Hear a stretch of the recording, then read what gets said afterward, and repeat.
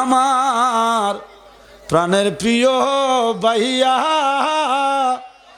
এত বলার পর ভাইয়া গো কেন রইছ দাঁড়াইয়া রে আমার ফরানের যুবক ভাইয়া, একটু পরে আহিব গো ভাইয়া, গরম গরম বিরানির ফুটলা লইয়া, তখন আইলে দেখ মু ভাইয়া গো আর থাকো নিদা রাহিয়া রে ভাইয়া, তখন আমি দিব তারাইয়া। বড় তেরার তেরা কইলাম বিতে বইয়া দাও আব্বা, বইছেন আল্লাহ। স্বর্ণাক্ষরে লেখা একজন মহিষী নারীর কথা আমি মা বোনদের উদ্দেশ্যে বলবো, এরপরে আমি দ্বিতীয় আয়াতের আলোচনার ওদিকে যাচ্ছি। আমার আবার স্বভাব যে আয়াত নিব সে আয়াতের উপরে কথা চলবে, ধারাবাহিক, ডানে বামে এদিকে ওইদিকে নয়, যেটা নিব ওইটাই, ওই বিষয়ে কথা চলবে। আমার কথা হলো আমি আসলাম, আপনারাও আসলেন, আপনাদের একটা মাহফিল শেষে যাতে একটা হিসাব মিলাতে পারেন যে ফাহারের জালালি আইলো, আমরাও গেলাম, এবারে আইলো আমরারে কি দিল, কি দিল, কি দিলাম আর কি ফাইলেন, এটা হিসাব করবেন। কথা বললেন এই সময়টা যে ব্যয় করতেছেন, আমার থেকে যদি আপনারা কিছু নিয়ে যাইতে না পারেন, আমি তো কিছু না কিছু নিয়ে যাব। কথা কয় না, আমি নিব, আপনারা কেন ফাঁকি যাবেন? আপনারাও কিছু নিয়ে যান, আপনাদেরকে আমি দিতে এসেছি, যদি মালিক কবুল করে। রাজি আছি না নাই সবাই? আরো ধরবেন রাজি আছি নাই? তবে আমার মনটার ভিতরে কেন জানি মনে হইতেছে এখানে সব প্রেমিক, আলোচনার লাইন অন্যদিকে যাওয়ার দরকার ছিল। অসুবিধা নাই, এই পাহাড়ের মধ্যে আম কাঁড়ল জাম লেসু হইতে লইয়া নাই বলতে কিছু নাই, আছে মানে সব একবারে ফরমালিন মুক্ত। প্রেম শান নাম জিকির যা আছে, শেষে দিয়ে একটা খেলা শুরু হইব, যে কোন খেলা, এটা সেনা বাড়া যাবে না। কথা কয় না, ঠিক কিনা? ঠিক কিনা? ও দয়াল রে, ও দয়াল রে, ওরে ফরের জমিন চষতে চষতে হকানি ভাই বাইরে ভাই, ফরের জমিন চষতে চষতে নিজের জমিন হয় বেহাল, হাইরে নিজের জমিন হয় বেহাল, গেল না জালালির দুঃখের কপাল। জোরে জোরে কি বলবেন আমার হাওয়া বাজানো, ধৈর্য ধারণ করে যদি বসেন, সুপার শফ জালালি মানে সুপার শফ, এন সব পাইবেন, তবে ধৈর্য লাগবে, অসুবিধা তো না তো। তাহলে এবার আসেন মা বোনদের উদ্দেশ্যে যে কথাটা বলতে চাচ্ছি সেটা হলো, আচ্ছা ও কথা তো একটা মনে পড়ছে, কইতাম নি ভাই, আমরা কইলে এই যে ফাঁকা জায়গাটি, এটাকে একটু কথা হইল, আমরা এখানে কি অন্য কেউ আবার বইতে জায়গা দেয়া সেই সামনে পুজো সামনে, বুঝছি আপনারা এমনি আইতেন না, বুঝছি একটু জিকিরের মাধ্যমে সবাই সামনে চলে এসেন। বাইরে তারা দাঁড়ায় চলেছে, তারা তো আমার ভালোবাসার মানুষ, ভালোবাসে বলেই তো এখানে দাঁড়াইয়া দাঁড়াইয়া শুনতেছে, তারা দাঁড়াই রয়েছে, আমার ফাও কামড়াইতেছে, মার হাবা কয় না দো। তাদের কষ্টে আমি কষ্টিত, তাদের ব্যথায় আমি বড় ব্যথিত, তাই একটু সামনে চলে আসেন। নিশিরাইতে কারবাসি বাজে মাশাল্লাহ, আল্লাহ আল্লাহ, এই সামনে আল্লাহ আল্লাহ আল্লাহ, নিশিরা আইয়ে না দরে লাড়ি রাখো, আইয়ে সামনে বাঁশি বাজে, হাই হাই বাঁশি বাজাই আমার দয়াল চল দে, বাঁশি বাজাই আমার জাহালা নিয়ে কিমা ইয়ার সুর ডাকে রে, আল্লাহ নিশিরাইতে বাজে মাশাল্লাহ, আল্লাহ আল্লাহ আল্লাহ আল্লাহ আল্লাহ, লা ইলাহা ইল্লাল্লাহু মুহাম্মাদুর রাসূলুল্লাহ সাল্লাল্লাহু আলাইহি ওয়াসাল্লাম। জোরে কোন মারহাবা। এটা শিরোনাম আর কি, বিস্তারিত শেষে দিয়ে আসবো ইনশাআল্লাহ। মারহাবা কোন। তাহলে গভীর মনোযোগ অন্তরের কান লাগান। এরে ভাইয়া আপনারা এরপর দাঁড়া দিয়েছেন, আমার প্রাণের প্রিয় ভাইয়া, এত বলার পর ভাইয়া গো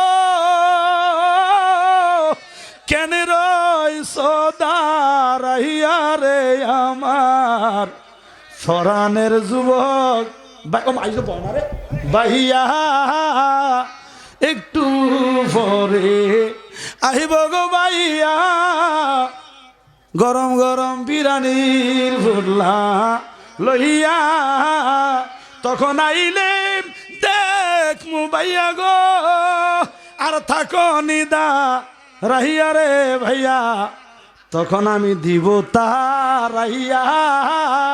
বড় তেরার তেরা কইলাম বিতে বইয়া তো আব্বা বইতাম বইতাম বইতাম বইতাম আল্লাহ আপনারা ভালোবাসি তো অনেক ভালোবাসি, শুধু ভালোবাসি না 100% লাভ লাভ লাভ। মুর বেড়ি আবার আপনারা বুঝতেন না, আপনারা লাভ মানে মনে করুন করে হালদা বাঙ্গানি যায় আবার হালদা দেখে যান। লাভ মানে হলো প্যার, প্যার মোহাব্বত কেহতা হে, ঠিক না? সেই জন্য আপনাদেরকে মহব্বত করি, মহব্বতের আওয়াজে জবান খুলে একবার বলেন আল্লাহু আকবার, আর মহব্বতে বলেন ইয়া রাসূলুল্লাহ। ওরে ভালোবাসি বলে মুর্শিদ আমায় কাঁদালে রে দয়াল, আমায় কাঁদালে, ও তাই বুঝে আজ বুক বেসে যায় দয়াল মুর্শিদ, ও দয়াল দয়াল দয়াল দয়াল, তাই বুঝে আজ বুক বেসে যায়। এটা হলো যন্ত্র সারা মন্ত্র, কথা কয় না। তাই বুঝে আজ বুক বেসে যায় নয়নের জলে রে দয়াল, নয়নের জলে আমায় কাঁদালে রে মুর্শিদ, আমায় কাঁদালে। মারহাবা কোন না থাক, পরে আবার কব গান গাইছি, সমস্যা হয়েছে কি? মারহাবা কোন গভীর মনোযোগ বাবারা আমার, নীরব নিস্তব্ধ। এই এখন একটা মোটামুটি আবার পরিবেশ হয়ে গেছে না? এই পরিবেশটা করার লাগে মনে করেন একটু তারানারে বন্ধুরে কুমড়া গাড়ি ইন্দুরে একটু করার লাগে, এটি আবার বেজাল হয়ে যায়। আপনার আপন মানুষ এই হিসাবে একটু করে লাইলাম আর কি। হ্যাঁ, যা আছে কপালে যেটা ঘটবো ঘটবো, এটা ঘটলে ঘটবো, মাহফিল শেষ হইলে, কথা কয় না, ঠিক কিনা কন? গভীর মনোযোগ, ওই সন্ন্যাক্ষরে লেখা এক মহিষী নারী আল্লাহর বান্দির নাম। ও পর্দার আড়ালের মা বোনেরা গভীর মনোযোগ দিয়ে লক্ষ্য করেন, ওই মহিষী নারীর নাম আপনি আমি আমরা হয়তো শুনেছি, সবাই জানি, যার নাম হলো হযরতে রাবিয়া বসরি। মারহাবা গান। আল্লাহর সেই প্রিয় বান্দি, আল্লাহর সেই নেককার বান্দি, আমার আল্লাহর এমনভাবে রাজি করেছেন, এমনভাবে খুশি করেছেন, এমনভাবে আমার আল্লাহ ওই নারীকে কবুল করেছেন। আমার ভাইয়েরা বাবারা বন্ধুরা গভীর মনোযোগ লক্ষ্য করেন, এই রাবিয়া বসরি কেমন পাওয়ার, কেমন বেলায়েতি ক্ষমতা আল্লাহ তারে দান করেছেন, যার কারণেই এই রাবিয়া বসরি দুই হাতের মধ্যে এক হাতে নিলেন পানি আর এক হাতে নিলেন আগুন, রাস্তার মধ্যে বের হয়ে গেলেন আর বলতেছে, এরে জগতের মানুষের এলাকাবাসী, আমি আগুন দিয়া জান্নাত ফুড়াইয়া দিব আর পানি ডাইল্লা জাহান্নামের আগুন নিভাইয়া দিব। এইভাবে যখন বলতে লাগলেন, শরীয়তের সব আলেম একত্রিত হইয়া ফতোয়া দিলেন, রাবিয়া কাফের হইয়া গেছে, এরে কতল করা দরকার। বন্ধুরা আমার ও ভাইয়েরা আমার, যদিও রাবিয়া এই কথা বলেছে, তার এই কথার পিছনে রাজ রহস্য আছে না নাই? এবার বিশালভাবে যখন সালিশ বসলো, বিচারের মধ্যে জিজ্ঞেস করা হলো, রাবিয়া এত বড় কথা বলার সাহস তোমার কেমন করে হলো? আল্লাহর জান্নাত তুমি পুড়িয়ে দিবে, জাহান্নামের আগুন নিভিয়ে দিবে, এ কেমন বেয়াদবি, এ কেমন কথা, এটা কেন তুমি বললাও? ওই রাবিয়া বসরি ডাক দিয়া কয়, ও বিচারকগণ, ও আলেমগণ, জ্ঞানী সমাজ শুনেন, আজ সমাজের মধ্যে দেখতে পাচ্ছি লক্ষ্য করে সব মানুষগুলা জান্নাতের লোভে পড়ে নামাজ পড়তেছে আর জাহান্নামের আযাব থেকে বাঁচার জন্য ভয়ে নামাজ পড়তেছি। আমি এই কারণে এটা করলাম, কারণ আল্লাহ কোরআনে বলেছে ইত্তাকুল্লাহ হাক্কা তুকাতি, ভয় করো আমি আল্লাহরে ভয় করার মতো করে যেইভাবে ভয় করা দরকার। দুনিয়ার মানুষ আল্লাহর ভয় করে নাও, আল্লাহরে যদি ভয় করতো মানুষ দেখানোর জন্য নামাজ পড়তো না। আল্লাহরে যদি ভয় করতো সুদখুর আবার হজে যাইতো না। আল্লাহরে যদি ভয় করতো সুদখুর মসজিদের সভাপতি হইতো না। আল্লাহরে যদি ভয় করতো হারাম খাওয়াইল না, মা বাবারে বাদ দেয় না, কাপড় দেয় না, তে আবার হাজি টাইটেল লাগাইতো না। ঠিক কিনা বলেন? কারণ বাবারা আমার, আল্লাহকে ভয় করার মতো যারা ভয় করে গো, এরা হলো তাকওয়াবান, এরা হলো মুত্তাকি। ওই তাকওয়া যার ভিতরে থাকে তারা কখনো আল্লাহর নাফরমানিমূলক কাজ করতে পারে না। যারা তাকওয়াবান তারা জানে নামাজ, রোজা, হজ, যাকাত, ইবাদত, বন্দেগী, জিকির, আজকার, তাসবিহ, তাহলিল যা কিছু আছে সব ইবাদত আল্লাহর। কিন্তু এই আল্লাহর ইবাদত কবুল হওয়ার পূর্ব শর্ত হলো হালাল খাইতে হবে। ঠিক কিনা বলেন? তো প্রকৃতপক্ষে ইবাদতকারী, প্রকৃতপক্ষে তালাশকারী, প্রকৃতপক্ষে মালিকের সন্ধানকারী বান্দাও হারাম খাইয়া কখনো আল্লাহরে ডাকতো না, হারাম সাইরা আল্লাহরে ডাকতো। কথা কোন ঠিক কিনা বন্ধু? এই জন্য সতর্ক বার্তা, যেহেতু কবরে চলে যাবেন, কবরের যাত্রীর জন্য সতর্ক বার্তা আমার ওয়াজ। এই জন্য বাবারা আমার মনে রাখবেন, হারাম খেয়ে যার শরীরের মধ্যে এক ফোঁটা রক্ত অথবা এক টুকরা গোশত, আমার ভাই মুফতি সাহেব এখানে আছেন, উলামায়ে কেরাম আছেন, আমার নবী ইবারতের মধ্যে শব্দটা 3 বার উল্লেখ করেছেন, লা ইয়াদখুলুল জান্নাহ, লা ইয়াদখুলুল জান্নাহ, লা ইয়াদখুলুল জান্নাহ। আপনি প্রত্যেক বছর যদি হজ করেন না হন, নিয়মিত 5 ওয়াক্ত মসজিদে জামাতে নামাজ পড়েন, বড় দানবীর যায় কিছুই হন না কেন, আপনাকে কবরে যাওয়ার আগে সতর্ক করে দিয়ে যায়।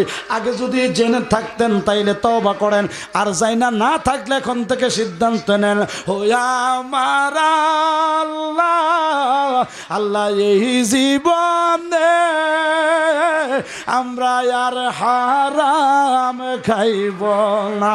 আমিন কোন আরো জোরে। এবার আপনি যখন সিদ্ধান্ত নেবেন, আপনি যখন তাওবা করে ফেলবেন, ইন্নাল্লাহা ইউহিব্বুত তাওয়াবিনা ওয়া ইউহিব্বুল মুতাতাহহিরিন, আমার কথা নয়, আল্লাহর কথা।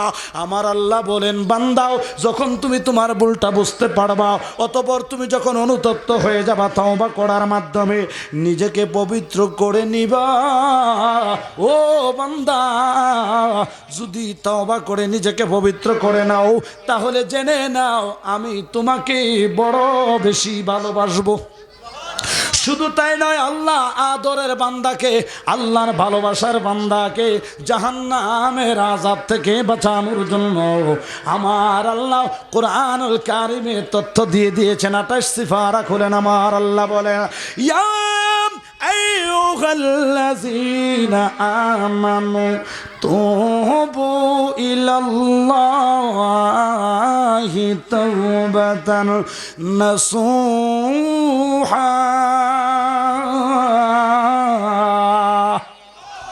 ঘোষণাকার আল্লাহ বলে, হে বিশ্বাসীগণ, হে ইমানদারগণ, আন্তরিকভাবে লজ্জিত হও, আন্তরিকভাবে শর্মিন্দা হই, আমি আল্লাহর কাছে তওবা করো।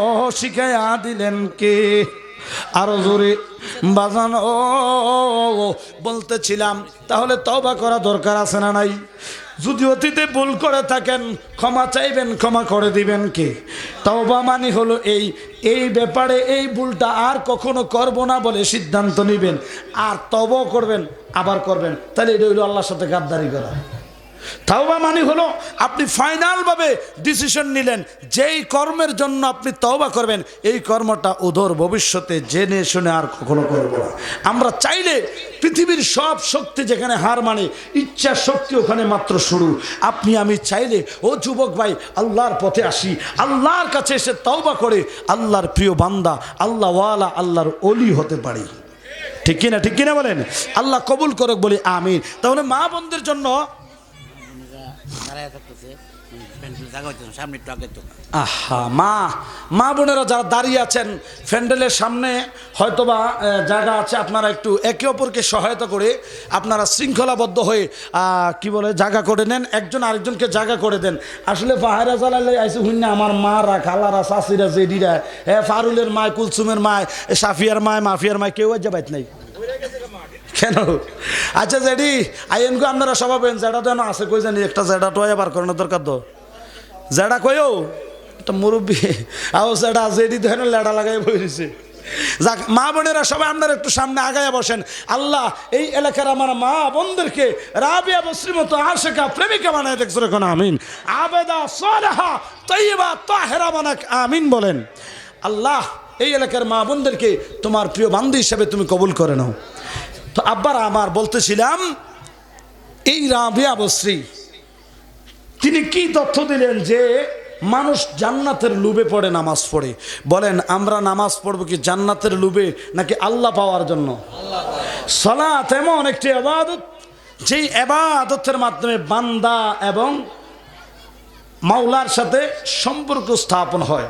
শুধু তাই নয়, যেহেতু এটা মেরাজের মাস, নবী আমাদের জন্য এই মাধ্যম এনেছেন যেটা আসসালাতু মিরাজুল মুমিনিন। মেরাজ মানে দেখা দেখি, কাছাকাছি, সামনাসামনি সাক্ষাৎ। তাহলে মুমিনদের জন্য আমার আল্লাহর সাথে সাক্ষাতের অন্যতম মাধ্যম হলো সালাত। সুবহানাল্লাহ বলেন।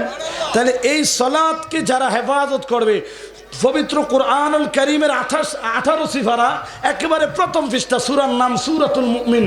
আল্লাহ বলে কদ আফলাহাল মুমিনুন আল্লাযীনা হুম ফি সালাতিহিম খাশিউন ওয়াল্লাযীনা হুম আনিল লাগবি মুরিদুন। এই তিনটা আয়াতের আমল যদি আপনি করতে পারেন, আপনি সফলতা অর্জন করবেন, আপনি চ্যাম্পিয়ন হবেন, আপনি নাম্বার 1 হবেন। আল্লাহ বলে তারাই সফলকাম, তারাই সফল মুমিন, তারাই সাকসেসফুল, তারাই চ্যাম্পিয়ন। আয় আল্লাহ তারা কারা? আল্লাযীনা হুম ফি সালাতিহিম খাশিউন।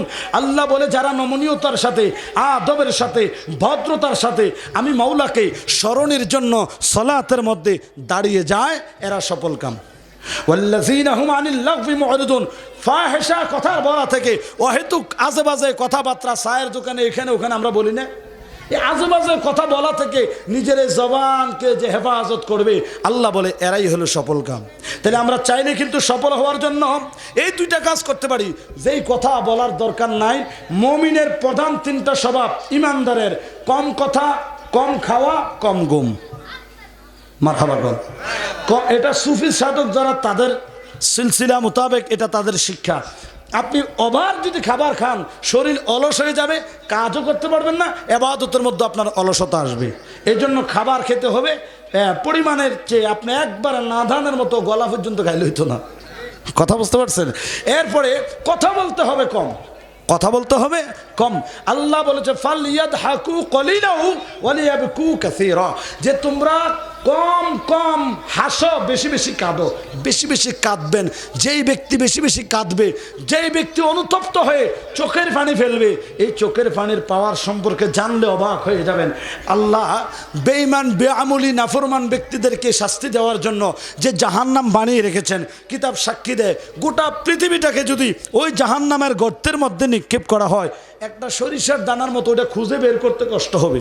আল্লাহু আকবার বলেন। তাহলে এই ভয়ানক জাহান্নাম, যেটার মধ্যে গোটা পৃথিবী দিলে মুহূর্তের মধ্যে শেষ করে দিবে, এই জাহান্নাম আল্লাহর কাছে বলে, আল্লাহ আমার তুমি এমন ক্ষমতা দিছো, যে আসে তারে আমি তামা তামা করে ফেলাই, কিন্তু একটা জায়গার মধ্যে আমার ভয় লাগে, আমি খুবই দুর্বল। সেটা কি?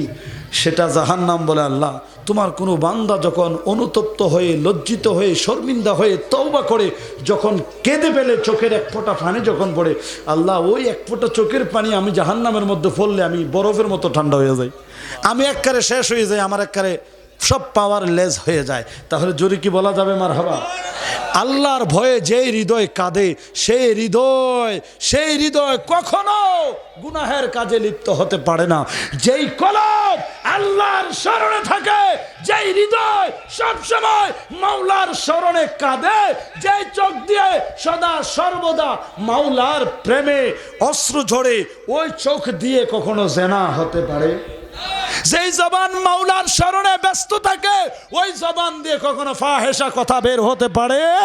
এই জন্য মাল্লাহুল মাওলা ফালাহুল কুল, গোয়াল গাঙ্গেলের মুসলমান নিজের অস্তিত্বকে, নিজের আমিত্বকে মাওলার প্রেমে বিলীন করে দেন। আপনি যদি মাওলার হয়ে যান 17,999টা সৃষ্টি আপনার গোলামি করবে। কথা বলেন ঠিক কিনা? এই জন্য, কারণ আমরা দামি জাতি, আমরা শ্রেষ্ঠ জাতি। সেটা আল্লাহ কোরআনে বলে কুনতুম খায়রা উম্মাতিন উখরিজাত লিন-নাস, তোমরা সব চাইতে দামি উম্মাহ, দামি জাতি।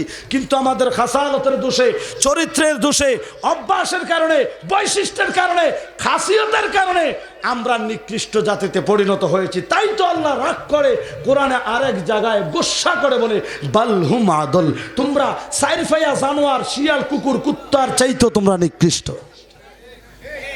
কথা বলেন। তাহলে আল্লাহর পথে আসেন, আগে মানুষ হতে হবে। আপনি ইবাদত করবেন, আগে মানুষ হতে হবে, তারপরে আপনার আমল, ইবাদত, বন্দিগি। আমি তো এখনো মানুষের মতো মানুষ হতে পারি নাই।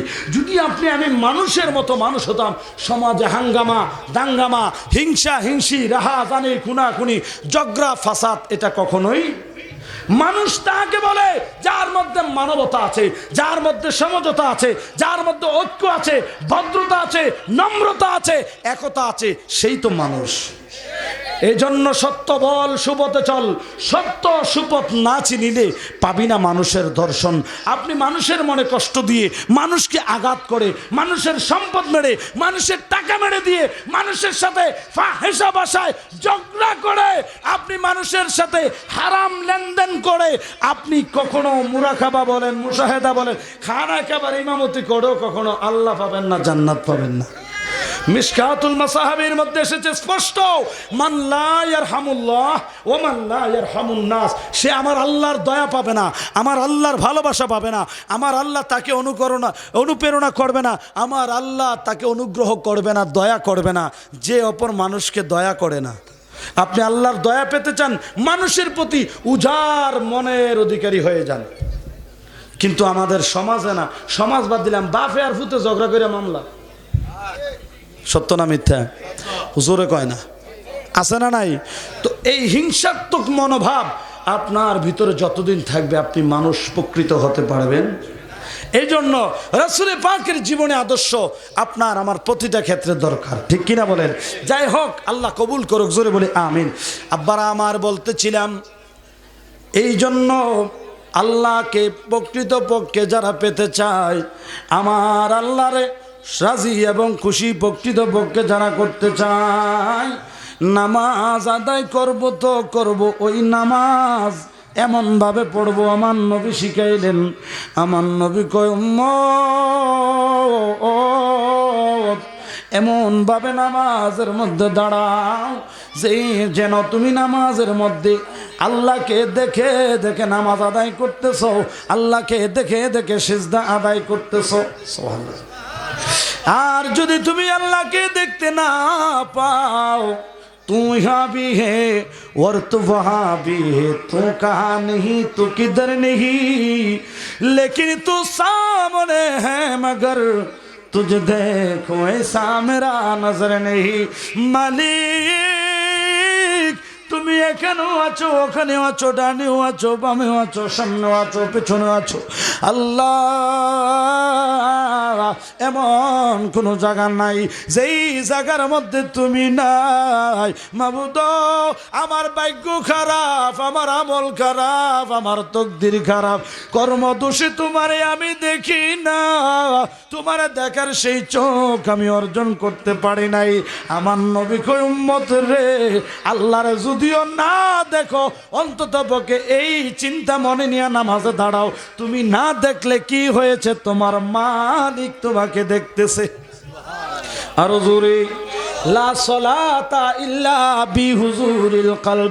নবী আমার ডাক দিয়া কয় উম্মত, হুজুরি কলব ব্যতীত নামাজ আদায় হবে না। সাহাবায়ে কেরাম জানতে চাইলেন, ইয়া রাসূলুল্লাহ, নবী গো, হুজুরি কলব কাহাকে বলে? নবী আমার ডাক দিয়া কয়, রে সাহাবীরা, হুজুরি কলব মানে হলো একাগ্রচিত্ততার সাথে, এক খেয়ালে, এক ধ্যানে, ইখলাসের সাথে, খুলুসিয়তের সাথে আমার আল্লাহকে রাজি খুশির জন্য, আল্লাহর ধ্যানে খেয়ালে যারা নামাজে দাঁড়াইব তাদের নামাজ হবে। আর নামাজের মধ্যে দুনিয়াবি খেয়াল না আসা, একমাত্র মাওলার খেয়ালে নামাজে দাঁড়ানো। জোরে কোন সুবহানাল্লাহ। ওই রকম আদায় করার মতো করে নামাজ আদায়কারী হিসাবে আল্লাহ আপনাকে আমাকে কবুল করো। জোরে বলি আমিন। বাজান আমার রাবিয়া বসরি মনে আছে? আপনারা মনে কষ্ট হইতেছে? হ্যাঁ, রাবিয়া বসরির কথা বলতেছিলাম। পর্দার আড়ালের মা বোনেরা মনোযোগ দিয়ে লক্ষ্য করেন। এই রাবিয়া বসরি তিনি জাতির চোখ খুলে দিলেন যে নামাজ পড়বা তো পড়বা জান্নাতের মালিকের জন্য পড়ো, ভয় করবা তো করবা জাহান্নামকে নয়। তুমি আল্লাহর ভয়ে কাঁদো, তোমার চোখের ফানি জাহান্নামে ভয় পায়। ঠিক কিনা বলেন? যেই ব্যক্তি আমার আল্লাহর জন্য দিওয়ানা হবে, আমার আল্লাহর রাজে খুশি করে রেজামন্দি হাসিল যারা করবে, আল্লাহর জাহান্নামের ক্ষমতা নাই ওই ব্যক্তিরে পুরা। জবান করে বলেন ঠিক কিনা? এবার আসেন ভাইয়েরা আমার, সেই রাবিয়া বসরি সে একজন দরিদ্র মহিলা ছিলেন, দুনিয়াবি একজন ধনী বাদশার বাড়িতে চাকরের কাজ করতেন। ও মা, কেন কথাটা বলতেছি, আপনারাও তো সংসারের কাজ করেন, সংসারের কাজের ফাঁকে ফাঁকে আপনারাও যেন পরকালের সম্বল, পরকালের কাজ কইরা নিতে পারেন। এই কৌশলটা রাবিয়া বসরির জীবন থেকে আপনাকে শিখিয়ে দিয়ে যায় উসিলা হিসাবে। মানা না মানা সেটা আপনাদেরই একান্ত ব্যাপার। তবে দোয়া করি আল্লাহ এই এলাকার সকল মা বোনদেরকে ওই রাবিয়া বসরির আদর্শ দান করো। জোরে কোন আমিন। বাজান রে, ওই দরিদ্র মহিলা রাবিয়া বসরি অর্থনৈতিক সচ্ছলতা না থাকার কারণে একজন ধনী বাদশার বাড়িতে, রাজার বাড়িতে চাকরের কাজ করতেন। বাড়ির যত মহিলাদের কাজকর্ম আছে উনি কাজ করতেন, বিনিময়ে তিনি ওখানে রিজিকের ব্যবস্থা হতো, এটা দিয়ে তিনি কোনো রকম পেটে ভাতে খাইয়া জীবন বাঁচাইতেন। এইভাবে সকাল থেকে সন্ধ্যা সারাদিন বাড়ির কাজকর্ম যা আছে কোনো হিসাব নাই, যত কাজ আছে সকল কাজগুলি উনি করতেন। আর রাত্রবেলা ঘরের মধ্যে দরজা বন্ধ করে রাত জেগে আমার আল্লাহর ইবাদত করতেন। সুবহানাল্লাহ। বন্ধুরে, ও আমার যুবক ভাইরা, যারা বিবাহ করেছেন শিক্ষাগুলি আপনার স্ত্রীকে দিবেন। পর্দার আড়ালে যে সকল মা বোনেরা শুনছেন, আমলে নেওয়ার চেষ্টা করবেন। এই জীবনীগুলি, এই শিক্ষাগুলি আপনার মেয়েকে উপদেশ দিবেন, ছেলের বউকে উপদেশ দিবেন। একটা সময় দেখা যাবে আপনার পরিবার, আপনার ঘরের মধ্যে আমার নবীর রঙে রঙিন আদর্শ জলমল জলমল করে ওই ঘরে নিঃসন্দেহে আমার আল্লাহর রহমতের বৃষ্টি বর্ষণ হবে। কথা কন ঠিক কিনা? বাজান আমার গভীর মনোযোগ। এইভাবে প্রতিদিন রাবিয়া বসরি রাত জেগে গোড়ের মধ্যে ইবাদত করে হঠাৎ করে একদিন রাত্র গভীর কোনো এক কাজ থেকে বা কোনো জায়গা থেকে ওই রাজা বাড়িতে ঢুকলেন। বাড়িতে ঢোকার সময় বাড়ির মধ্যেই কাজের লোক হিসেবে থাকার জন্য নরমাল একটা ঘর, বেড়ার ঘর, ওই ঘরটা রাবিয়া বসরিকে থাকার জন্য বাড়ির এক কর্নারের মধ্যে জায়গা করে দিলেন। যেই মাত্র ওই বাদশাহ, ওই রাজা বাড়ির দিকে ঢুকতেছে, হঠাৎ করে নজর গেল ওই রাবিয়া বসরির ঘরের মধ্যে বেড়ার ঘর, ঘরের ফাঁক দিয়ে মিটি মিটি করে বাতির আলো দেখা গেল। জোরে জোরে কন্যা আল্লাহু আকবার। এবারে তিনি চিন্তা করলেন হয়তো বা কোনো কাজে উঠেছে, বাতি জ্বেলেছে, যাক সমস্যা নেই, উনি চলে গেলেন। চিন্তা করলেন মহিলা মানুষ একা ঘরে থাকে, আমি রাত্রে এখানে যাওয়ার দরকার নাই। এইভাবে একদিন নয়, 2 দিন নয়, 3 দিন নয়, একাধিকবার উনি প্রায় সময় রাত্রে এসে দেখে ওই ঘরের মধ্যে বাতির আলো দেখা যায়। বাজান রে, এইভাবে আলো দেখার পরে ওনার ভিতরে একটা সন্দেহ ঢুকে গেল যে ব্যাপার কি, এই রাবিয়া বস্তি গরিব হিসাবে আমি তারা অনেক মায়া করি, বরণ পোষণ আমি দিই, বাড়িতে কাজ করে আমি দেখাশোনা করি, আল্লাহ না করুক এ কোনো পরকিয়া টরকিয়া কোনো জড়িত হয়ে গেল কিনা, রাত জেগে ঘরের মধ্যে কোনো পরপুরুষ এনে কোনো জেনায় লিপ্ত হয়ে গেল কিনা, এই চিন্তা রাজার মাথার মধ্যে যখন ঢুকলো, যদি রাজপ্রাসাদের মধ্যে রাজদরবারের এরিয়ার মধ্যে এমন কলঙ্কিত কোনো কাজ যদি হয়, আমি একজন সম্মানিত ব্যক্তি, আমার মানহানি হবে। উনি চিন্তা করে কাউকে না বলে নিজেই রাতের গভীর অন্ধকারে, কোনো ফজাকে বলেন নাই, অন্য দায়িত্বরত কাউকে বলেন নাই, কারণ এটা সেন্সিটিভ বিষয়। এই জন্য কারণ আগের যুগের রাজা বাচ্চারা ছিলেন জ্ঞানী, অঙ্কার যুগের যারা বিচারক হয়, যারা হয়, তারা মনে করেন সবার আগে খাইছে রে, গেছে রে, শেষ রে, ধরছে রে, মারছে রে, পুরা এলাকা সরাইলি পাবে।